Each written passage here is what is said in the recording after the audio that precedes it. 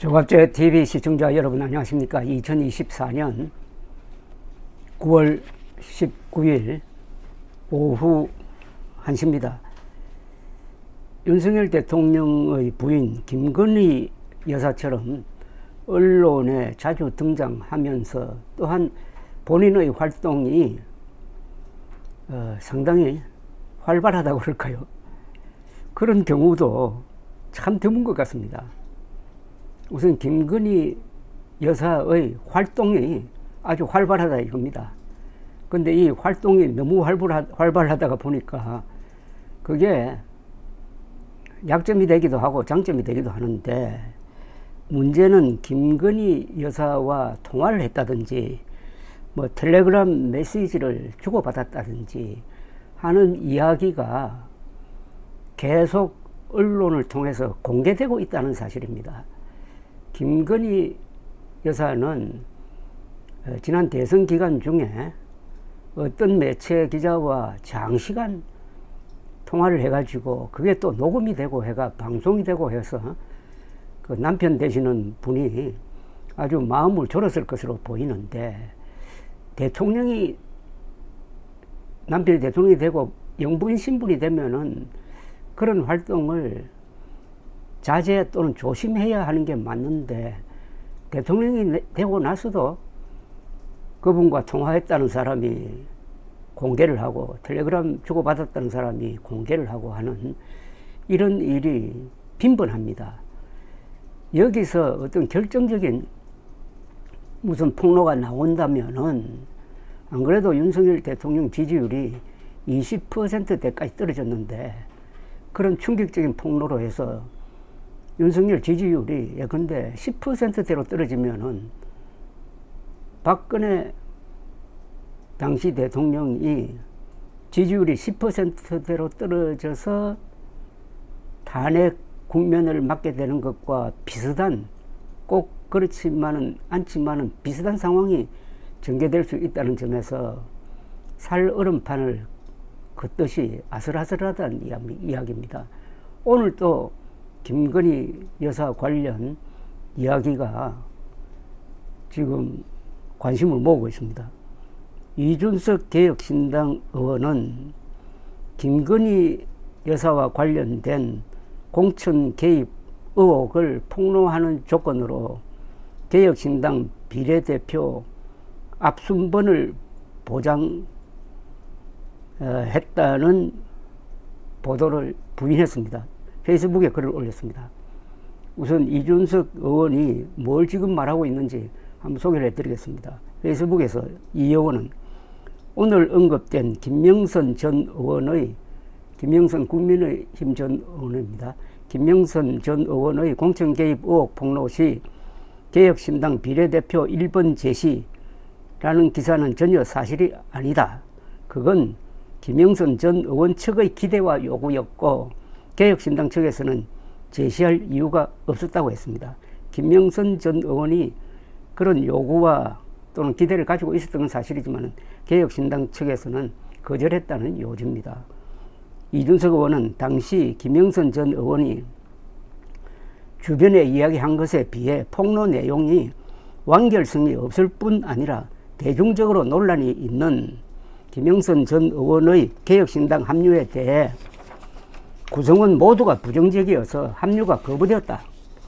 그래서 김명선 전 의원이 따로 공천관리위원장, 그때는 김종인 씨입니다, 위원장께 계속 안 되는 것을 요구하느라 공관위원장과 가족까지 상당한 불편을 겪으신 적이 있다고 했습니다.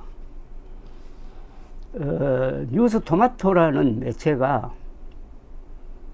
보도한 것에 대한 일종의 반박입니다. 뉴스토마토는 지난 총선을 앞두고 김명선 전 의원과 이준석 의원이 만나가지고 비례대표 공천을 전제로 김명선 전 의원의 국민의힘 탈당 및 개혁신당 입당, 그리고 김건희 여사의 총선 공천 개입 사실을 폭로하는 이런 문제가 논의되었다고 보도를 했습니다.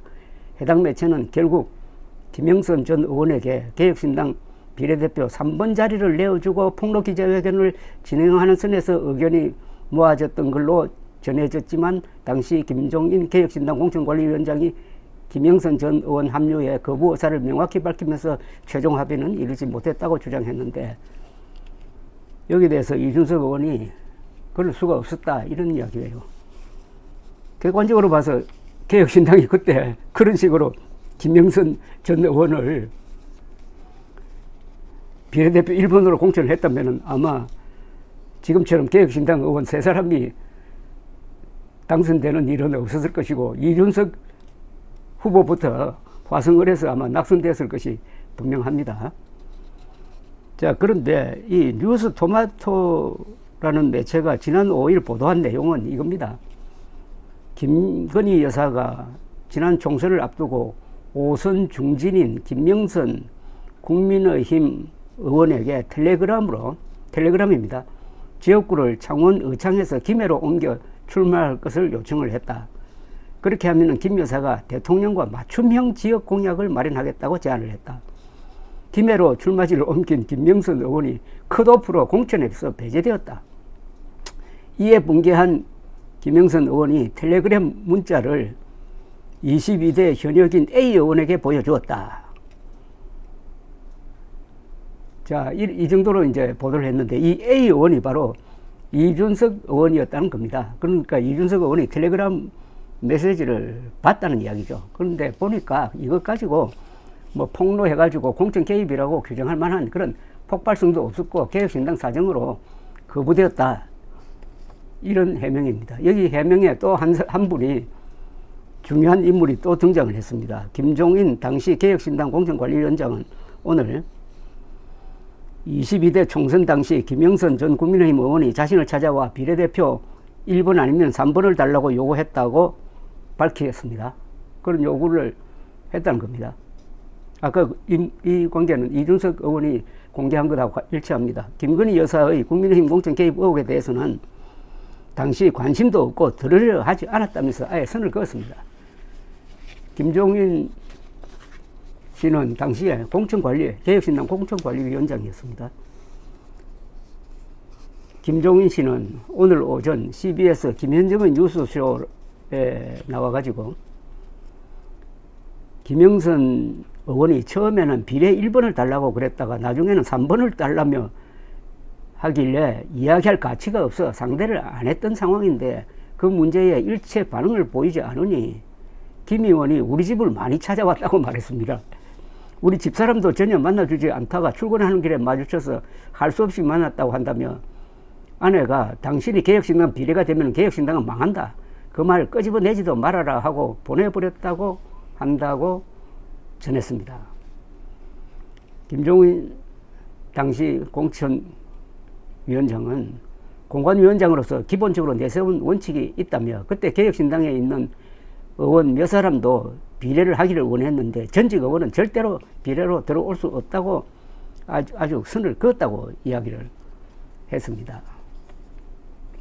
문제는 김건희 여사가 보냈다는 이 텔레그램 메시지가 이런 식으로 공개가 되고 이게 논란이 되고 있다는 이 사실이죠.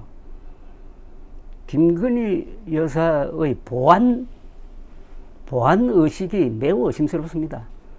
대통령과 대통령 부인은 우리나라에서 일어나는 최고급 정보에 접근하는 사람입니다.